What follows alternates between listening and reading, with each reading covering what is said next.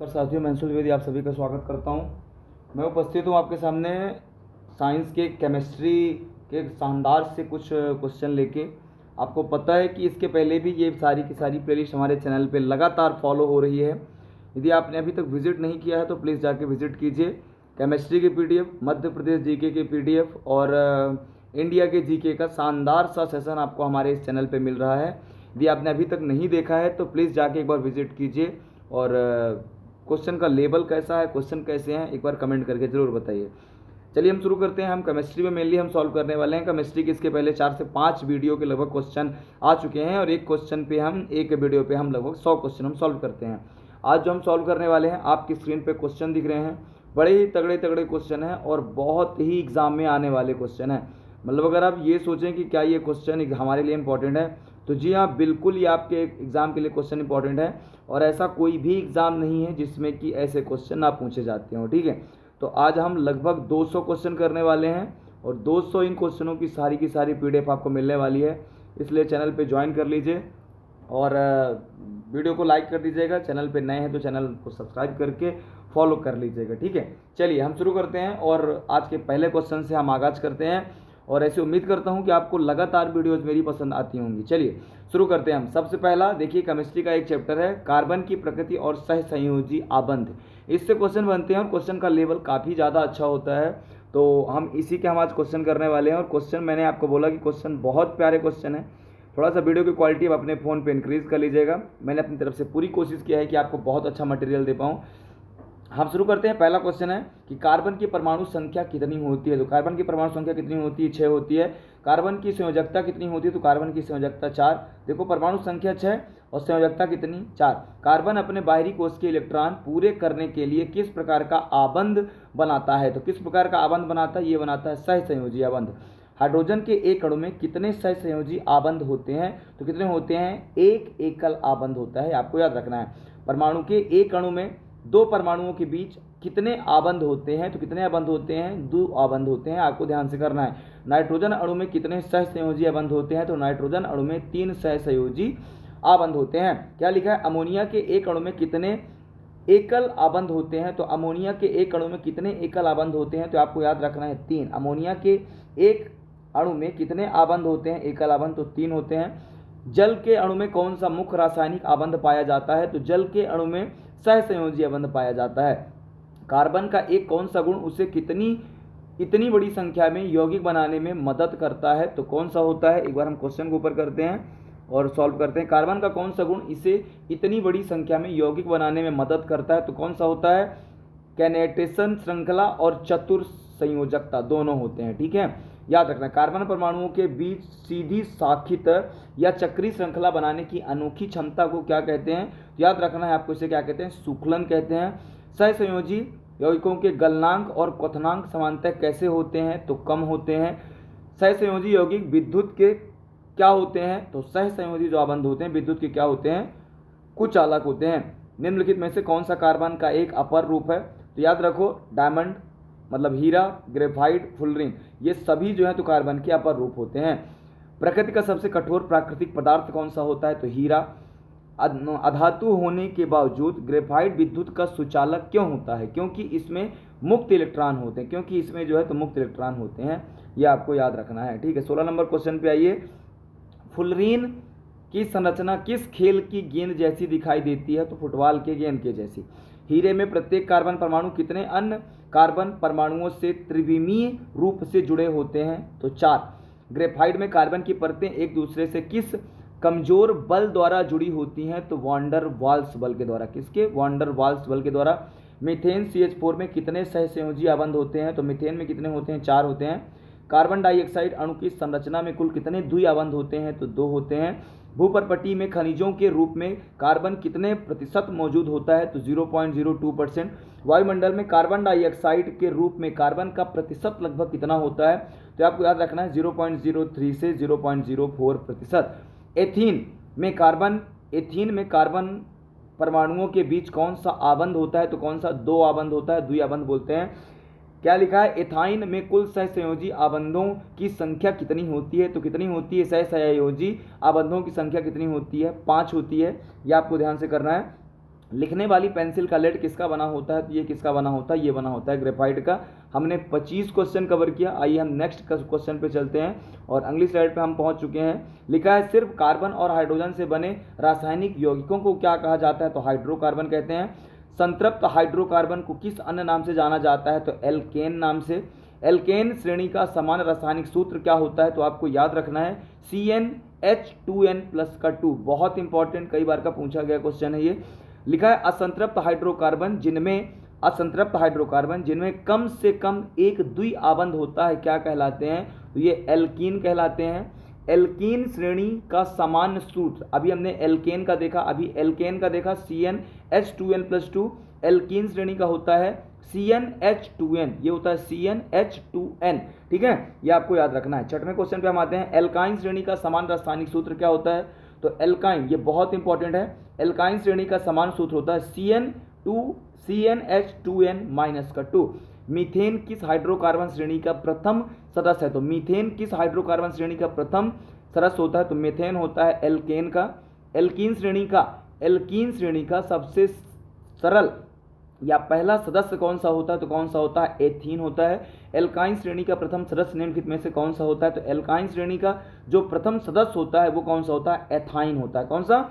Ethyne होता है, आपको याद रखना है। सजातीय श्रेणी के दो लगातार सदस्यों के बीच किस समूह का अंतर होता है? तो किसका होता है? CH2 बॉन्ड, CH2 और फिर होता है बॉन्ड। ठीक है, याद रखना है। समजातीय श्रेणी के दो लगातार सदस्यों के आणविक द्रव्यमान में कितना अंतर होता है? तो कितना? 14 म्यू का अंतर होता है। निम्नलिखित में से कौन सा एक संतृप्त हाइड्रोकार्बन है? तो कौन सा संतृप्त है? C4H10 मतलब ब्यूटेन। निम्नलिखित में से असंतृप्त यौगिक को पहचानिए।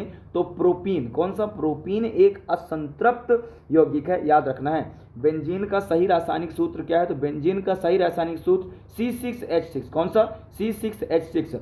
बेंजीन किस प्रकार का हाइड्रोकार्बन माना जाता है? तो बेंजीन एक कैसा? एरोमेटिक मतलब चक्रीय असंतृप्त मतलब हाइड्रोकार्बन माना जाता है, ये आपको याद रखना है।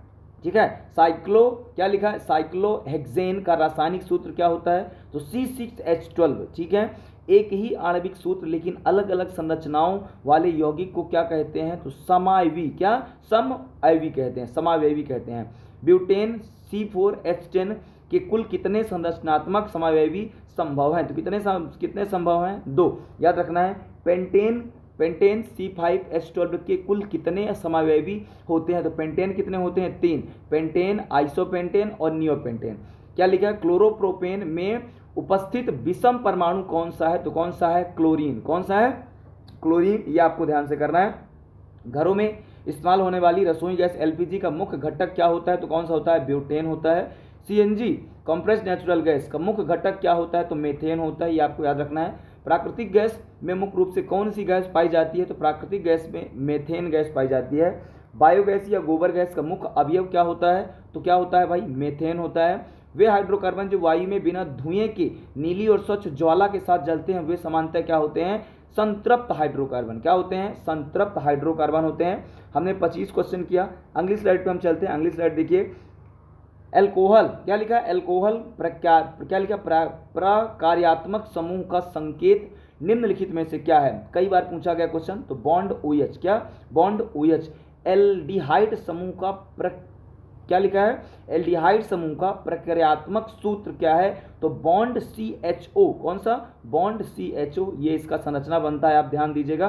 कार्बोक्सिलिक अम्ल का प्रकार्यात्मक समूह क्या होता है? तो बॉन्ड COOH। कई बार के इंपॉर्टेंट क्वेश्चन है ये, तीनों क्वेश्चन आपके लिए बहुत इंपॉर्टेंट क्वेश्चन है। कीटोन प्रकार्यात्मक समूह का संकेत क्या है? तो कीटोन का क्या होता है? डबल बॉन्ड C फिर डबल बॉन्ड O। यूपी क्या लिखा है? IUPAC नामकरण में एल्कोहल श्रेणी के लिए किस अनुक्रम का उपयोग किया जाता है? तो किसका उपयोग किया जाता है? All OL। किसका? ऑल OL, ये लिखा है ऑल बॉन्ड OL बोलते हैं इसको हम। ठीक है, याद रखना है। CH3OH का IUPAC नाम क्या है? तो CH3OH का IUPAC नाम बाबू आपने पढ़ा है, मेथेनॉल होता है। वुड स्प्रिट किस एल्कोहल को कहा जाता है? तो वुड स्प्रिट मेथेनॉल को कहा जाता है। यह बेहद जहरीला होता है। साधारण शराब में मुख्य रूप से कौन सा अल्कोहल पाया जाता है? तो साधारण शराब में मुख्य रूप से एथेनॉल पाया जाता है। C2H5OH CHCHO का सही IUPAC नाम क्या है? तो याद रखना मेथेनॉल। इसका साधारण नाम फॉर्मल्डिहाइड होता है, ये भी आपको याद रखना है। सिरके में कौन सा अम्ल पाया जाता है? तो सिरके में पाया जाता है एथेनोइक अम्ल। कौन सा? सिरके में पाया जाता है एथेनोइक अम्ल। चलिए आगे क्वेश्चन हम चलते हैं। लिखा है एथेनोइक अम्ल का रासायनिक सूत्र क्या होता है? तो एथेनोइक का रासायनिक सूत्र होता है CH3COOH। याद रखना है। चींटी के डंक में कौन सा अम्ल मौजूद होता है तो जलन पैदा करता है? तो कौन सा? मेथेनोइक अम्ल, जिसे हम फार्मिक अम्ल भी कहते हैं, मतलब इसका साधारण नाम फार्मिक अम्ल है। याद रखना है। कीटोन श्रेणी का सबसे सरल या पहला सदस्य कौन सा होता है? तो कीटोन श्रेणी का होता है प्रोपेन। कौन सा? प्रोपेनोन। प्रोपेनोन साधारण नाम एसीटोन का रासायनिक सूत्र क्या होता है? तो CH3COCH3। क्या था? क्या होता है? CH3COCH3। याद रखना है, प्रोपेन का होता है। ठीक है। नेल पॉलिश रिमूवर में किसका उपयोग किया जाता है? तो नेल पॉलिश रिमूवर में किसका? प्रोपेनोन। प्रोपेनोन को हम एसीटोन कहते हैं। याद रखना है। क्लोरो एथेन का सही रासायनिक सूत्र क्या है? तो क्लोरोएथेन का सही रासायनिक सूत्र है C2H5Cl। क्लोरोफॉर्म जिसका उपयोग बेहोश करने के लिए किया जाता है का रासायनिक सूत्र क्या होता है? तो याद रखना है CHCl2। क्या? CHCl2। कार्बन हाइड्रोक्लोराइड का सही सूत्र क्या है? तो CCl4। CCl4। CH3 bond CH2 bond CHO का IUPAC नाम क्या है? तो याद रखना है प्रोपेनल। ठीक है। क्या लिखा है? एल्काइन श्रेणी के तीसरे सदस्य में कितने कार्बन परमाणु उपस्थित होते हैं? तो कितने? 4। कितने? एल्काइन श्रेणी के तीसरे सदस्य में कितने कार्बन परमाणु उपस्थित होते हैं? तो 4। ये चीज आपको याद रखना है बाबू, आराम से। एस्टर समूह का प्रकार्यात्मक सूत्र क्या है? ये क्वेश्चन बहुत अच्छे हैं, थोड़ा सा टफ है पर बहुत अच्छे हैं। एस्टर समूह का प्रकार्यात्मक सूत्र क्या है? तो बॉन्ड COO और फिर बॉन्ड एथेनोएट किस रासायनिक श्रेणी का यौगिक है? ये किसका यौगिक है? एस्टर का यौगिक है। असंतृप्त हाइड्रोकार्बन वायु की उपस्थिति में जलने पर कैसी ज्वाला देते हैं? तो पीली और कजली, मतलब धुएं वाली ज्वाला। ठीक है। क्या लिखा है? कज्जल या काला धुआं किसके अपूर्ण अधूरे दहन से होता है? तो होता है असंतृप्त हाइड्रोकार्बन के अपूर्ण दहन से। गैस चूल्हे के बर्नर में छोटे छोटे छेद क्यों होते हैं? जो गैस चूल्हा होता है उसमें छोटे छोटे छेद क्यों होते हैं? उसमें अपर्याप्त हवा ऑक्सीजन की आपूर्ति और पूर्ण दहन के लिए होता है। ठीक है। हमने 25-25 करके हमने 75 क्वेश्चन किया। आगे के क्वेश्चन पे हम चलते हैं और आगे क्वेश्चन आपको कौन से मिलने वाले हैं? आपको जो आगे के क्वेश्चन हैं वो आपको रासायनिक अभिक्रिया साबुन और अपमार्जक से मिलने वाले हैं। ये चीज आप देख पा रहे हैं। ठीक है। आगे क्वेश्चन देखिए क्या लिखे हैं। कार्बन और उसके यौगिकों का ऑक्सीजन की उपस्थिति में जलकर ऊष्मा और प्रकाश देना क्या कहलाता है? तो ये क्या कहलाता है? ये कहलाता है क्या? दहन। क्षारीय पोटेशियम परमैंगनेट या अम्लीकृत पोटेशियम डाइक्रोमेट किस प्रकार के पदार्थ हैं? तो ये किस प्रकार के हैं? ये ऑक्सीकारक हैं। एथेनॉल को क्षारीय KMnO4 के साथ गर्म करने पर वह किस यौगिक में बदल जाता है? तो ये बदलता है एथेनोइक अम्ल में। ये आपको याद रखना है। ठीक है। हम आगे चलते हैं। वनस्पति तेल हमारे स्वास्थ्य के लिए कैसे माने जाते हैं? तो वनस्पति तेल हमारे स्वास्थ्य के लिए लाभदायक क्योंकि वे असंतृप्त वसा अम्ल होते हैं। जंतु वसा में सामान्यतः कौन से अम्ल वसा अम्ल होते हैं जो स्वास्थ्य के लिए हानिकारक माने जाते हैं? तो कौन से? संतृप्त। ठीक है। सूर्य के प्रकाश की उपस्थिति में एल्केन जैसे मीथेन की क्लोरीन के साथ होने वाली अभिक्रिया को क्या कहते हैं? तो क्या कहते हैं? प्रतिस्थापन अभिक्रिया कहते हैं। यह हम आपको एक दिन सिखाएंगे बहुत शानदार तरीके से। ठीक है।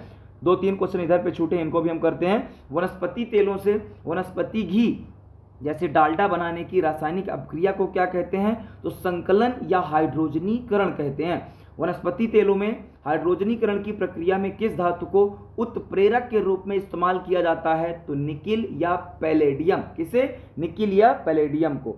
मेथेन की सूर्य के प्रकाश में क्लोरीन से क्रिया कराने पर सबसे पहला उत्पाद क्या बनता है? तो CHCl2, जिसे क्लोरोमीथेन कहते हैं। एथेनॉल की सोडियम धातु के साथ अभिक्रिया कराने पर कौन सी गैस बुलबुलों के साथ निकलती है? तो कौन सी? हाइड्रोजन H2, आपको याद रखना है। ठीक है, कार्बोक्सिलिक अम्ल और अल्कोहल की आपस में क्रिया से मीठी गंध वाले पदार्थ एस्टर का बनना क्या कहलाता है? तो क्या कहलाता है? एस्टरीकरण कहते हैं।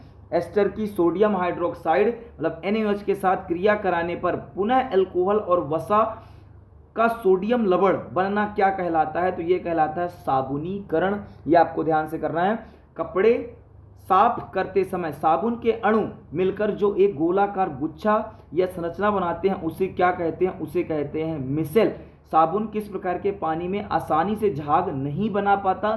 तो कठोर जल जैसे कुएं या समुद्र के पानी में झाग नहीं बना पाता।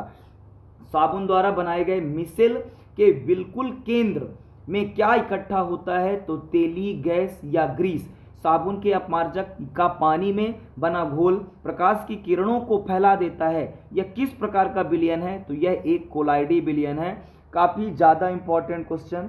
आइए आगे जो हमने क्वेश्चन छोड़ा उनके बाद के हम क्वेश्चनों को सॉल्व करते हैं। क्वेश्चन आपके पास देखिए लिखा है कि एथेनॉल को शांत सल्फ्यूरिक अम्ल H2SO4 के साथ 473 केल्विन पर गर्म करने पर क्या बनता है? तो क्या बनता है? एथीन बनता है। और एथीन का सूत्र होता है C2H4। एथेनॉल के निर्जलीकरण की उत्पत्ति दी गई अभिक्रिया के सांद्र H2SO4 किस रूप में कार्य करते हैं? तो निर्जलीकरण के रूप में। शुद्ध एथेनोइक अम्ल सर्दियों के दिनों में ठंडे तापमान के कारण जम जाते हैं, इसलिए इसे क्या कहा जाता है? तो इसे कहा जाता है ग्लिसरॉल या एसिटिक अम्ल कहते हैं। साबुन लंबी कार्बन श्रृंखला वाले किस अम्ल के सोडियम या पोटेशियम लवण होते हैं? तो कार्बोक्सिलिक अम्ल के होते हैं। साबुन के अणु का वह सिरा जो आयनित होता है और पानी की तरफ आकर्षित होता है क्या कहलाता है? तो जल विरागी। क्या? जलरागी। जलरागी कहते हैं। साबुन के अणु की लंबी हाइड्रोकार्बन पूंछ जो पानी से दूर भागती है लेकिन मैल या तेल से जुड़ती है क्या कहलाती है? तो जल विरागी सिरा। दोनों क्वेश्चन इंपॉर्टेंट है, ध्यान से करना है आपको। आगे हम चलते हैं। कठोर जल में किन आयनों की उपस्थिति के कारण साबुन अघुलनशील दही जैसा पदार्थ बना लेता है? तो कौन सा होता है? कैल्शियम और मैग्नीशियम। आपको ध्यान से करना है। अपमार्जक लंबी श्रृंखला वाले कार्बोक्सिलिक अम्ल के कौन से लवण होते हैं जो कठोर व जल में भी काम करते हैं? तो अमोनियम या सल्फोनेट लवण होते हैं। कठोर जल में कपड़े धोने के लिए साबुन की तुलना में कौन अधिक प्रभावी और बेहतर होता है? तो कौन होता है? अपमार्जक। ये हमने भाई 25-25 करके हमने 100 क्वेश्चन कंप्लीट किया। वीडियो आपको अच्छी लगेगी। अभी हम आगे भी क्वेश्चन करने वाले हैं। वीडियो पे प्लीज़ एक लाइक जरूर कर दीजिएगा। चलिए हम आगे चलते हैं और अगला जो है वो हम पढ़ते हैं पोषण और प्रकाश संश्लेषण। इसके भी हम 100 क्वेश्चन करने वाले हैं, तो वीडियो पे बने रहिए। पोषण और प्रकाश संश्लेषण चैप्टर हमारा काफ़ी इंपॉर्टेंट क्वेश्चन है, मतलब काफ़ी इंपॉर्टेंट चैप्टर है। क्वेश्चन नंबर पहला, वे सभी प्रक्रम जो सम्मिलित रूप से सजीवों के अनुरक्षण का कार्य करते हैं क्या कहलाते हैं? तो जैव प्रक्रम। पोषण के आधार पर जीवों को मुख्य रूप से कितने भागों में बांटा जा सकता है? तो पोषण के आधार पर जीवों को 2 भागों में, स्वपोषी और विषमपोषी। स्वपोषी पोषण के लिए निम्नलिखित में से क्या आवश्यक है? तो कार्बन डाइऑक्साइड तथा जल, क्लोरोफिल, सूर्य का प्रकाश, उपरोक्त सभी। हरे पौधों में भोजन बनाने की प्रक्रिया को क्या कहते हैं? तो हम इसे कहते हैं क्या? प्रकाश का संश्लेषण। आप देख पा रहे हैं वीडियो को बनाने में या फिर इस पीडीएफ को बनाने में कितना समय लगता होगा। प्लीज़ एक लाइक जरूर कीजिए। प्रकाश संश्लेषण की क्रिया में कौन सी गैस बाहर निकलती है? तो कौन सी? Oxygen, O2। पौधों में पत्तियों का हरा रंग किस वर्णक के कारण होता है? तो ये होता है क्लोरोफिल, इसे हरित लवक कहते हैं। प्रकाश संश्लेषण के दौरान सौर ऊर्जा किस ऊर्जा में रूपांतरित होती है? तो रासायनिक ऊर्जा में। पत्तियों की सतह पर पाए जाने वाले छोटे छोटे छिद्रों को क्या कहते हैं जिनमें गैसों का आदान प्रदान होता है? तो इन्हें रंध्र कहते हैं, स्टोमेटा जिसे कहा जाता है। रंध्रों के खुलने और बंद होने के कार्य को कौन नियंत्रित करता है? तो द्वार कोशिका। कौन? द्वार कोशिका नियंत्रित करती है, ये आपको याद रखना है। 10वें क्वेश्चन पे आइए। पौधे अतिरिक्त ग्लूकोज को अपने अंदर किस रूप में संचित करते हैं? तो किस रूप में? स्टार्च, और स्टार्च को ही हम क्या कहते हैं? मंड कहते हैं। आगे आता है कि मानव पाचन तंत्र और परजीवी मृतोपजीवी से क्वेश्चन है, ध्यान से करेंगे। मानव तथा अन्य जंतु अपने शरीर में क्या लिखा, कार्बोहाइड्रेट भोजन को किस रूप में संचित करते हैं, तो ये करते हैं ग्लाइकोजन के रूप में। अमरबेल और फीता कृमि किस प्रकार के पोषण का उदाहरण है, तो ये परजीवी हैं भाई। आप देख पा रहे हो अमरबेल का पौधा कैसे इस पे लिपटा हुआ इसी से भोजन प्राप्त करता है, उसे हम परजीवी पोषण कहते हैं। कवक मतलब फंगल और मशरूम अपना भोजन सड़े गले कार्बनिक पदार्थों से प्राप्त करते हैं, वह कौन सा पोषण होता है, तो मृतजीवी पोषण होता है। अमीबा अपना भोजन किसकी सहायता से पकड़ता है, तो कूटपाद की सहायता से प्राप्त करता है। अमीबा में भोजन का पाचन कहाँ होता है, तो अमीबा में भोजन का जो पाचन होता है खाद्य रिक्तिका में होता है, यह आपको ध्यान से करना है। छठवें क्वेश्चन पे हम आते हैं। मनुष्य में पाचन तंत्र में भोजन का अंतर्ग्रहण कहाँ से होता है, तो यह होता है मुख से। लार में कौन सा एंजाइम पाया जाता है जो स्टार्च को शर्करा में तोड़ता है, तो लार एमाइलेज होता है। मुख गुहा से भोजन को अमाशय तक ले जाने वाली नली को क्या कहते हैं, तो इसे हम ग्रसिका कहते हैं। भोजन नली की दीवारों में होने वाली सिकुड़न और फैलाव की गति को क्या कहते हैं, जिससे भोजन आगे बढ़ता है, तो क्रमाकुंचन गति कहते हैं। याद रखना है। अमाशय के जठर रस में कौन सा अम्ल पाया जाता है, तो HCl, कई बार आपने पढ़ा है। आगे हम आते हैं। अमाशय में प्रोटीन, क्या लिखा है, अमाशय में प्रोटीन को पचाने वाले किस एंजाइम को सक्रिय होने के लिए अम्लीय माध्यम की आवश्यकता होती है, तो याद रखना पेप्सिन। अमाशय की आंतरिक दीवार को हाइड्रोक्लोरिक अम्ल HCl से जलने से कौन बचाता है, तो कौन सा, श्लेष्मा। कौन सा, श्लेष्मा। मानव पाचन तंत्र में भोजन का पूर्ण पाचन कहाँ होता है, तो छोटी आंत जिसे क्षुद्रांश कहते हैं में होता है, आपको याद रखना है। यकृत से निकलने वाले पित्त रस का मुख्य कार्य क्या होता है, तो वसा या वाष्पीकरण मतलब इमल्सीकरण, बड़ी बूंदों को छोटी बूंदों में तोड़ना, ये किसका काम होता है, यकृत में पित्त रस का काम होता है। आगे करते हैं। छोटी आंत की आंतरिक दीवार पर उंगली जैसी संरचनाएं होती हैं जो अवशोषण का क्षेत्रफल बढ़ाती हैं, उन्हें क्या कहते हैं, तो उन्हें कहते हैं दीर्घ रोम कहते हैं। क्या कहते हैं, दीर्घ रोम। ये हमने 25 क्वेश्चन शानदार किया। अभी हम आगे चलते हैं और आगे करते हैं। पोषण और प्रकाश संश्लेषण से आपके क्वेश्चन है। क्वेश्चन नंबर पहला है कि कोशिकाओं में भोजन ग्लूकोज के ऑक्सीकरण द्वारा ऊर्जा उत्पन्न करने की प्रक्रिया को क्या कहते हैं, तो श्वसन कहते हैं। कोशिका द्रव में ग्लूकोज 6 कार्बन अणु के टूटने से बनने वाला 3 कार्बन अणु क्या कहलाता है, तो ये पाइरोवेट कहलाता है। ऑक्सीजन की उपस्थिति में होने वाले श्वसन को क्या कहा जाता है, तो इसे वायवीय श्वसन कहते हैं। ऑक्सीजन की अनुपस्थिति में होने वाले श्वसन को क्या कहते हैं, तो अवायवीय श्वसन कहते हैं। ये आपको ध्यान से करना है। ईस्ट में ऑक्सीजन की अनुपस्थिति में पाइरुवेट किससे बदल जाता है, तो pyruvate ethanol plus CO2 plus ऊर्जा में बदल जाता है। यह आपको ध्यान से समझना पड़ेगा, ठीक है। अत्यधिक व्यायाम या तेज दौड़ने के समय मांसपेशियों में ऑक्सीजन की कमी से पाइरुवेट किस अम्ल में बदल जाता है, जिसमें क्रैम्प पैदा होता है, तो लैक्टिक अम्ल में बदल जाता है। वायवीय श्वसन O2 की उपस्थिति में कोशिका के किस भाग या अंगक के अंदर पूरा होता है, ये सूत्र कणिका जिसे हम माइटोकॉन्ड्रिया कहते हैं। माइटोकॉन्ड्रिया में पाइरुवेट के पूर्ण विखंडन के बाद क्या उत्पाद बनते हैं, तो क्या बनता है, CO2, जल और प्रचुर मात्रा में ऊर्जा बनती है। यह आपको याद रखना है।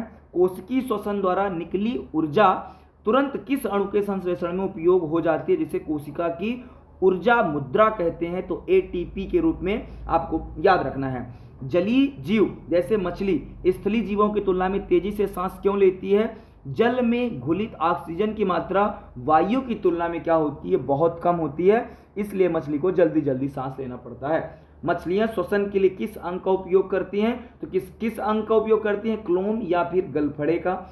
श्वसन में मनुष्य में श्वसन तंत्र में वायु नाक से प्रवेश करने के बाद कहाँ पहुंचती है, तो ग्रसनी और कंठ पर पहुंचती है। मनुष्य की श्वास नली में क्या लिखा है, कार्टिलेज उपास्थि के वलय क्यों पाए जाते हैं, वायु गर्म को वायु मार्ग को सिकुड़ने या पिचकने से रोकने के लिए, ठीक है।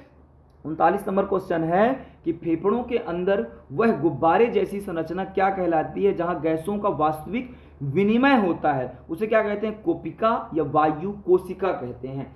मनुष्य के शरीर में श्वसन वर्णक कौन जो ऑक्सीजन को फेफड़ों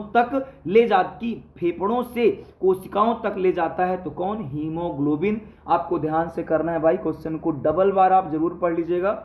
हीमोग्लोबिन लाल रक्त कोशिकाओं में पाया जाता है। इसमें कौन सा धातु तत्व मौजूद होता है? तो कौन सा? लोहा मौजूद होता है। श्वसन के दौरान फेफड़ों के नीचे स्थित कौन सा पेशी अंग ऊपर और नीचे गति करके सांस लेने में मदद करता है? तो कौन सा? डायफ्राम होता है। ये आप साइन देख सकते हैं बना हुआ है। पौधों में गैसों का आदान प्रदान मुख्य रूप से किस भौतिक प्रक्रिया द्वारा होता है? तो किसके द्वारा? विसरण के द्वारा। रात्रि के समय जब पौधे प्रकाश संश्लेषण नहीं करते तो वे मुख्य रूप से कौन सी गैस बाहर निकालते हैं? तो कौन सी? CO2 गैस क्या करते हैं? वो बाहर निकालते हैं। दिन के समय पौधे श्वसन में निकली CO2 उपयोग कहां पर कर लेते हैं? तो कहां पर? प्रकाश संश्लेषण में करते हैं, इसलिए दिन में ऑक्सीजन निकलती है। ठीक है, ये आपको ध्यान से करना है। 40 नंबर क्वेश्चन है कि कीटों जैसे टिड्डा, काकरोच में श्वसन के लिए कौन सा तंत्र पाया जाता है? तो कौन सा? श्वास प्राण तंत्र, मतलब श्वास प्राणाल तंत्र कहते हैं। केचुआ अपने वातावरण में से गैसों का आदान प्रदान किस अंग के माध्यम से करता है? तो अपनी नम त्वचा द्वारा करता है। ठीक है, जो भी साथी जुड़े हैं ना, एक बार वीडियो पे जरूर लाइक कर दीजिए। वायवीय श्वसन में अवायवीय श्वसन की तुलना में कितनी ऊर्जा निकलती है? तो बहुत अधिक, लगभग 38 ATP से 2 ATP। ATP के टूटने से कोशिका को लगभग कितनी ऊर्जा प्राप्त होती है? तो 30.5 किलो जूल मोल ऊर्जा। ठीक है, आगे क्वेश्चन है, मानव शरीर में कार्बन डाइऑक्साइड का परिवहन मुख्य रूप से रक्त के किस भाग में घुलकर होता है? तो रक्त के प्लाज्मा में घुलित अवस्था से होता है। आपको ध्यान से करना है। हमने ये 50 क्वेश्चन कंप्लीट किए भाई इस चैप्टर के भी। आगे हम आते हैं और आगे करते हैं वहन और परिवहन तंत्र से आपके पास अब क्वेश्चन है। ठीक है, क्वेश्चन देखिए, मानव शरीर में तरल संयोजी ऊतक किसे कहा जाता है जो पदार्थों का परिवहन करते हैं? तो कौन से?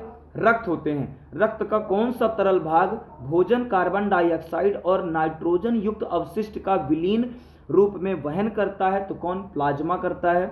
रक्त का थक्का बनाने के लिए कौन सी कोशिकाएं मदद करती हैं जिससे चोट लगने पर रक्त बहना बंद हो जाता है? तो कौन सी? प्लेटलेट्स होती हैं। मानव हृदय में कुल कितने कोशिका चैम्बर होते हैं? तो कितने होते हैं भाई? 3 चैम्बर, 2 अलिंद और 2 निलय। मछलियों के हृदय में कुल कितने कोष्ठक होते हैं? मतलब सांस लेने के लिए चैम्बर होते हैं, तो कितने? 2 चैम्बर होते हैं। ये आपको ध्यान से करना है, बहुत ही प्यारे क्वेश्चन है भाई। उभयचरों जैसे मेढक और अधिकांश सरीसृपों के हृदय में कितने कक्ष होते हैं? तो 3 कक्ष होते हैं। फेफड़ों से ऑक्सीजन युक्त शुद्ध रक्त सबसे पहले हृदय के किस कोशिका में पाया जाता है? तो बायां अलिंद में पाया जाता है। हृदय की किस कोशिका की दीवारें सबसे मोटी और पेशी होती हैं क्योंकि इसे पूरे शरीर में रक्त पंप करना होता है? तो कौन सा? बायां निलय होता है। कौन सा? बायां निलय होता है। हृदय में रक्त को उल्टी दिशा से बहने से रोकने के लिए कौन सी संरचना पाई जाती है? ये संरचना बनी है जिसे हम वाल्व कहते हैं। वे रक्त कोशिकाएं जो रक्त को हृदय से शरीर के विभिन्न अंगों तक ले जाती हैं क्या कहलाती हैं? तो क्या कहलाती हैं? धमनियां कहलाती हैं। आपको याद से करना है। वह एकमात्र धमनी कौन सी है जिसमें अशुद्ध रक्त बहता है? तो कौन सी होती है? फुफ्फुस धमनी होती है। वे रक्त कोशिकाएं जो विभिन्न अंगों से अशुद्ध रक्त इकट्ठा करके वापस हृदय में लाती हैं क्या कहलाती हैं? शिराएं कहलाती हैं। वह एकमात्र शिरा कौन सा है जो फेफड़ों से शुद्ध रक्त को हृदय तक लाता है? तो फुफ्फुस शिरा होता है। धमनियों की दीवारें शिराओं की तुलना में कैसी होती हैं? तो मोटी और लचीली होती हैं। एक सामान्य वयस्क मनुष्य का प्रंकुचन और अनिश्चलन कितना होता है? तो 120 से 80 mmH होता है। ठीक है, रक्तचाप मापने के लिए किस उपकरण का यह यंत्र का उपयोग किया जाता है? तो यह आपको याद रखना है, स्फेग्नोमैनोमीटर का उपयोग किया जाता है। ठीक है, उच्च रक्तचाप की स्थिति को चिकित्सकीय भाषा में क्या कहा जाता है? तो हाइपरटेंशन कहते हैं। क्या कहते हैं? हाइपरटेंशन।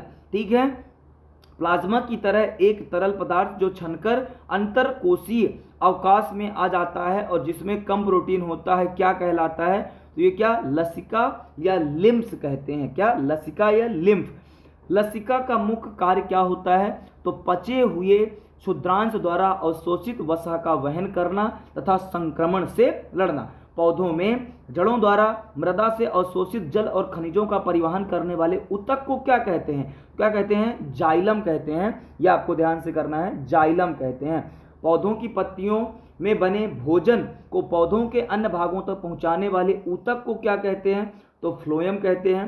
फ्लोएम द्वारा भोजन के इस परिवहन की प्रक्रिया को क्या कहा जाता है? तो स्थानांतरण कहते हैं। पौधों के बावई भागों मतलब पत्तियों द्वारा जल का वाष्प के रूप में उड़ना क्या कहलाता है? तो वाष्पोत्सर्जन कहलाता है। जड़ों से पत्तियों तक जल और खनिज लवणों के ऊपर की ओर खिंचाव कौन सा मुख्य बल कार्य करता है? तो वाष्पोत्सर्जन, खिंचाव या चूषण बल कहते हैं। फ्लोएम में भोजन का स्थानांतरण करने के लिए किस रूप में ऊर्जा एटीपी की आवश्यकता होती है? तो यह ऊर्जा का उपयोग करने वाली एक सक्रिय क्या होती है?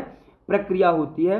हमने 75 क्वेश्चन किए और आज की अंतिम स्लाइड पे हम पहुंच चुके हैं। बड़े ही अच्छे क्वेश्चन है भाई।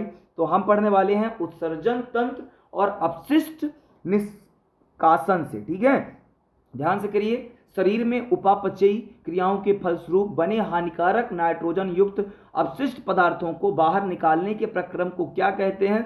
तो इसे कहते हैं क्या? उत्सर्जन। मानव उत्सर्जन तंत्र का मुख्य अंग कौन सा है? तो कौन सा है? वक्र, जिसे हम किडनी कहते हैं। मानव शरीर में कितने वक्र पाए जाते हैं? तो कितने वक्र पाए जाते हैं? एक जोड़ा। ठीक है, वक्र का आकार निम्नलिखित में से किसके जैसा होता है? तो वक्र का आकार किसके जैसा होता है? तो सेम मतलब सेमी के बीज जैसा। किसके जैसा? सेमी के बीज जैसा। वक्र से निकलने वाली उस नली को क्या कहते हैं? जो मूत्र को मूत्राशय तक ले जाती है तो क्या कहते हैं? मूत्र वाहिनी कहते हैं। ठीक है, आगे हम आते हैं। मूत्र अस्थायी रूप से शरीर में कहाँ संचित रहता है? तो कहाँ? मूत्राशय में रहता है। वक्र की संरचनात्मक और कार्यात्मक इकाई क्या कहलाती है? नेफ्रॉन कहलाती है। नेफ्रॉन आपको याद रखना है। नेफ्रॉन के कण, नेफ्रॉन के कप जैसी संरचना वाले अग्रभाग को क्या कहा जाता है? जिसे वोमन संपुट कहते हैं। वोमन संपुट के अंदर स्थित एक कोशिका के जाल गुच्छे को क्या कहते हैं? जहां रक्त छानने का कार्य होता है क्या कहते हैं? ग्लोमेरुलस कहते हैं। रक्त में उपस्थित नाइट्रोजन युक्त मुख्य अपशिष्ट पदार्थ कौन सा है? जिसे किडनी छानकर अलग करती है? तो यूरिया या फिर यूरिक अम्ल होता है। ठीक है, आगे करते हैं। नेफ्रॉन की नलिका में प्रारंभिक निस्यंद में से ग्लूकोज, अमीनो अम्ल और जल का दोबारा अवशोषण क्या कहलाता है? तो यह कहलाता है चयनात्मक पुनरावशोषण। मानव मूत्र का पीला रंग किस वर्णक की उपस्थिति के कारण होता है? यह होता है यूरोक्रोम के कारण। जब किसी व्यक्ति के दोनों गुर्दे खराब हो जाते हैं तो कृत्रिम रूप से रक्त को छानने की प्रक्रिया क्या कहलाती है? तो अपोहन या डायलिसिस कहते हैं। यह आपको ध्यान से करना है। कृत्रिम वक्र किस सिद्धांत पर कार्य करता है? तो यह विसरण और परासरण के सिद्धांत पर कार्य करता है। मूत्र बनने की मात्रा का नियंत्रण शरीर में किसके द्वारा होता है? तो जल की उपलब्ध मात्रा और विलेय अपशिष्ट की मात्रा के कारण होता है। मनुष्य के अलावा फेफड़े हमारे शरीर में किस अपशिष्ट पदार्थ को बाहर निकालने में मदद करते हैं? तो CO2 और जल वाष्प। किसको? CO2 और जल वाष्प को निकालने में, मतलब कार्बन डाइऑक्साइड और जल वाष्प को निकालने में मदद करते हैं। त्वचा में पाई जाने वाली श्वेत ग्रंथियां शरीर में क्या क्या बाहर निकालती हैं? तो ये पसीना और जल जो अतिरिक्त लवण जैसा होता है। पौधों में गैसीय अपशिष्ट CO2 और O2 का निष्पादन मुख्य रूप से कहाँ होता है? तो पत्तियों के रंध्रों द्वारा होता है। याद रखना है, पौधों में जल की अतिरिक्त मात्रा और निष्कासन किस प्रक्रिया द्वारा होता है? तो वाष्पोत्सर्जन द्वारा। पुराने जाइलम में पौधे अपने अपशिष्ट पदार्थों को किस रूप में संचित करके रखते हैं? तो रेंजिन तथा गोंद के रूप में संचित करके रखते हैं। ठीक है, आगे आते हैं। कुछ पौधे अपने अपशिष्ट पदार्थों को अपने आसपास कहाँ निष्कासित करते हैं? तो मृदा, मिट्टी में, सॉइल में। पौधों की पत्तियां जब पुरानी होकर गिरती हैं तो वे अपने साथ क्या अलग करती हैं? तो क्या अलग करती हैं? कोशिकीय रिक्तियां में जमा अपशिष्ट भी अलग करती हैं। याद रखना है। मूत्र मार्ग का मुख्य कार्य क्या होता है? तो मूत्र को शरीर से बाहर निकालना। डायलिसिस के दौरान कौन सा मुख्य पदार्थ डायलिसिस द्रव में नहीं छन पाता क्योंकि यह शरीर के लिए जरूरी है? तो कौन सा? रक्त कोशिका और बड़े प्रोटीन अणु। अमीबा जैसे एक कोशिकीय जीव अपने अपशिष्ट पदार्थों को शरीर से बाहर कैसे निकालते हैं? तो कोशिका की सतह से विसरण द्वारा क्या करते हैं? ये अलग करते हैं। हमने 100 के 100 क्वेश्चन किए भाई। वीडियो कैसी लगती है वीडियो पे जरूर बताइए। चैनल पे नए हैं चैनल को सब्सक्राइब कीजिए और ऐसी ढेर सारी प्लेलिस्ट मेरे चैनल पे बनी है। यदि आपने अभी तक विजिट नहीं किया है तो प्लीज़ जाके विजिट कीजिए। ये सारे के सारे सिलेक्टेड क्वेश्चन हैं जो कहीं ना कहीं रेलवे में, एसएससी में या किसी न किसी स्टेट एग्जाम में आए हुए क्वेश्चन हैं। वीडियो कैसी लगती है वीडियो पे कमेंट कीजिएगा। चैनल पे नए हैं चैनल को सब्सक्राइब कीजिएगा। Thank you so much.